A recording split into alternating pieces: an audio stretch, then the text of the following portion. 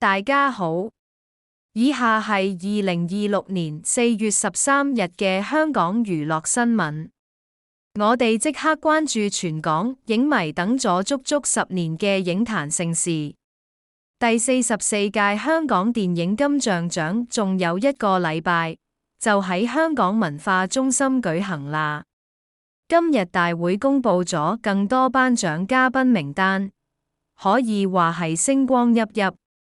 最受矚目嘅梗係等咗10年，甚至有人話係幻之名作嘅《風林火山》，今屆攞到12項提名，成為攞獎大熱門。今日導演麥浚龍同兩位主角梁家輝、古天樂一齊出席宣傳活動。古天樂今日表現得好感性。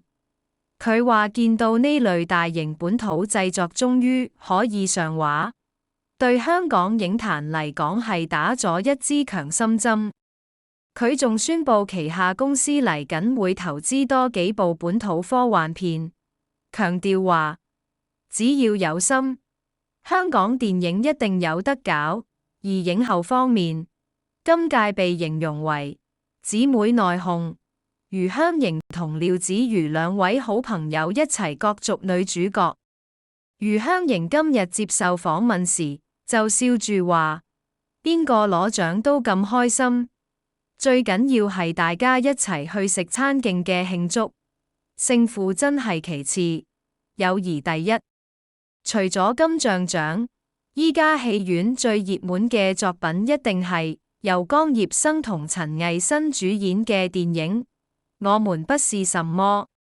兩位男主角喺戲入面火花四濺，兩位偶像派出身嘅演員今次真係用演技說服咗觀眾，令到票房自上畫以嚟持續上升，勢頭非常之勁。今日片商仲特別出貼文感謝觀眾支持，話呢個係對新一代演員最好嘅鼓勵。轉到樂壇方面，消息就真係幾震撼。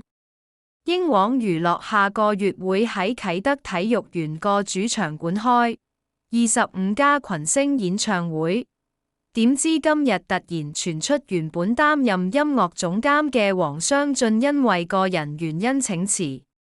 今日出席商場活動造勢嘅泳兒、洪助星、黎展峰、黃明德同埋新女團 Viva 就被傳媒重重圍困。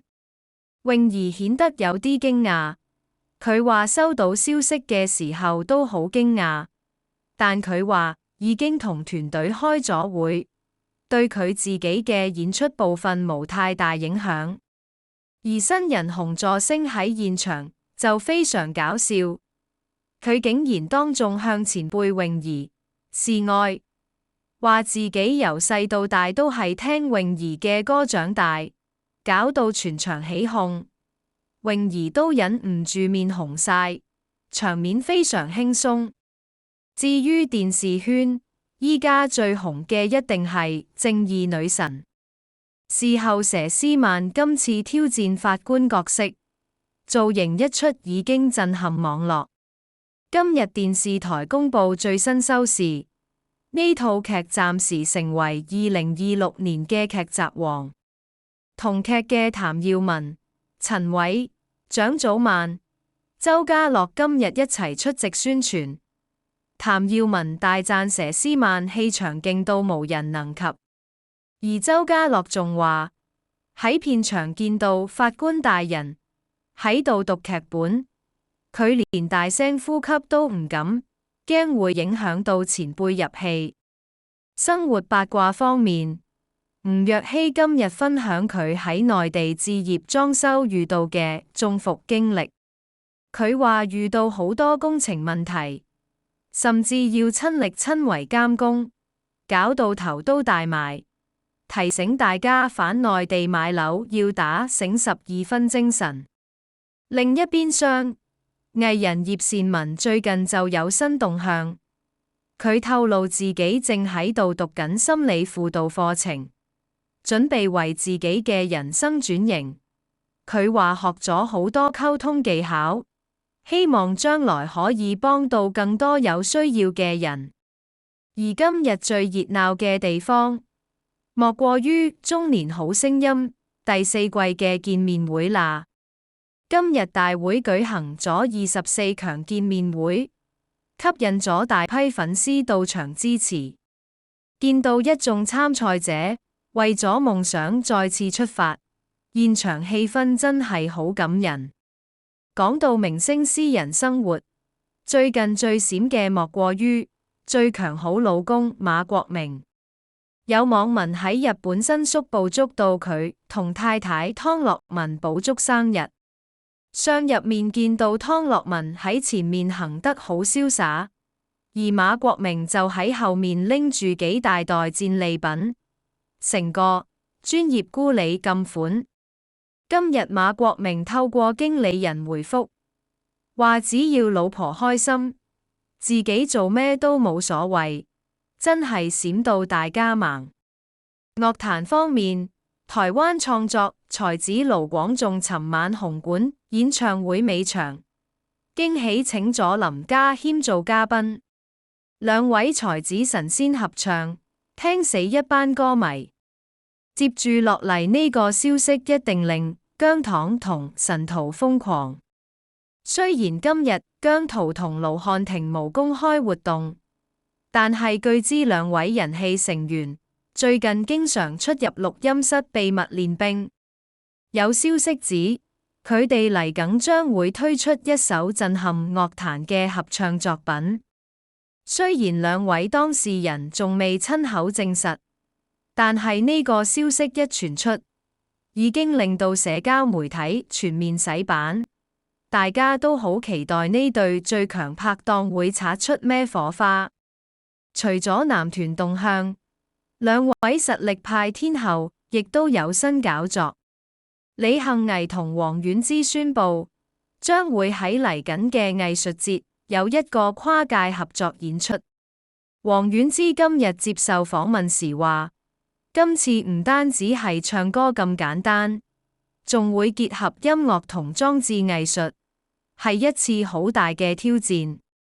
李幸倪亦都表示，好興奮可以同才女王菀之合作，相信會帶俾觀眾視覺同聽覺嘅雙重享受。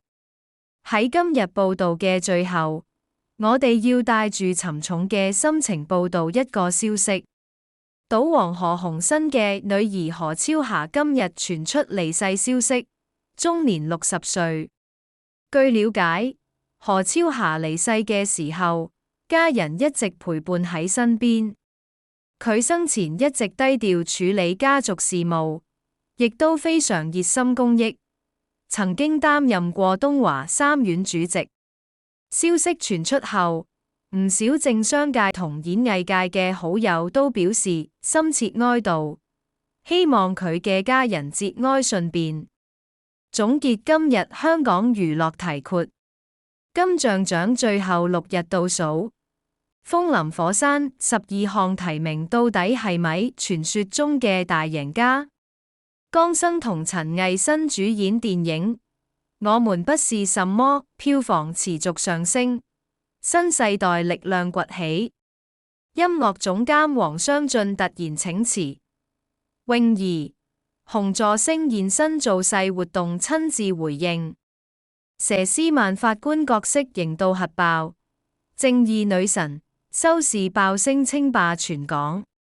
吳若希分享內地置業裝修中伏經歷，葉倩文讀輔導課程準備轉型。